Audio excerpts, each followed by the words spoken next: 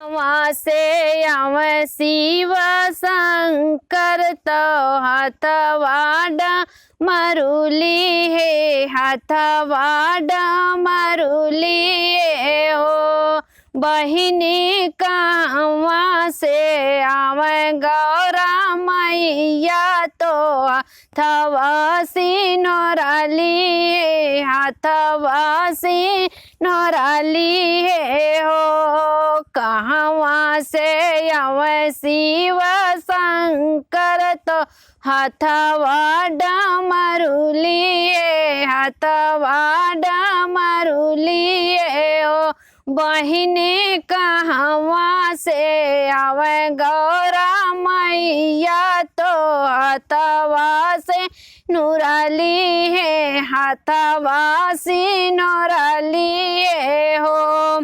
अरे पर्वत से आव शिव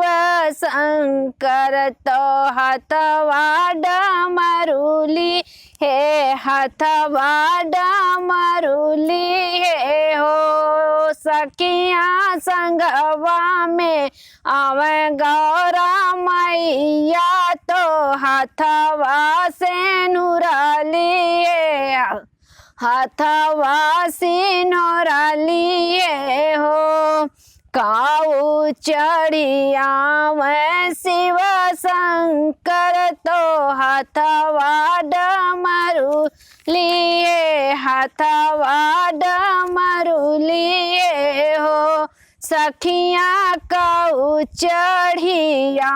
गौरा मैया तो हाथवासी नूराली हाथवासी नूराली हो अरे ननदी चढ़िया शिव शंकर तो हाथवाड़ा मरुली हाथवाड़ा मरुली हो सखिया सिंह चढ़ी आव गौरा मैया तो हाथवासी नूराली हाथवासी नूराली हो सखिया सिंह चढ़ी आव गौरा मैया तो हाथवासी नूराली हाथवासी नूराली हो कहवा बैठ शिव शंकर तो हाथवाड़ा मरुली हाथवाड़ा मरुली हो सखिया कहवा बैठ गौरा मैया तो हाथवासी नूराली हाथवासी नूराली हो बेदिया बैठ शिव शंकर तो हाथवाड़ा मरुली हाथवाड़ा मरुली हो सखिया बगल बैठ गौरा मैया तो हाथवासी नूराली हाथवासी नूराली हो काऊ खियब शिव शंकर तो हाथवाड़ा मरुली हाथवाड़ा मरुली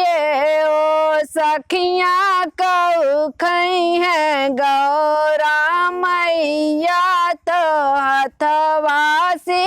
नूराली हाथवासी नूराली हो भंगिया दातुर कहीं शिव शंकर तो हाथवाड़ा मरुली हाथवाड़ा मरुली हो भंगिया खियब शिव शंकर हाथवाड़ा मरुली हाथवाड़ा मरुली हो सखिया रबड़ी खियब गौरा मैया तो हथवा सिनोराली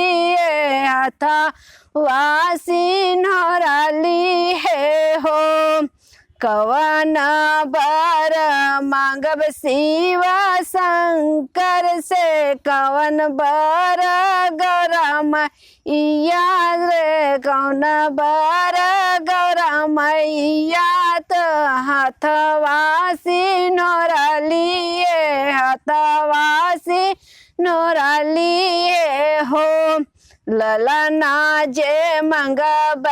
शिव शंकर जी से हथवा डमरुली हथवा डमरुली ओ बहिनी अमर सुहाग गौरा मैया तो हथवा सिनोराली हथवा सिनोराली है हो। बहिनी अमर सुहाग मांगब गौरा मैया तो हथवा सिनोराली हथवा सिनोराली।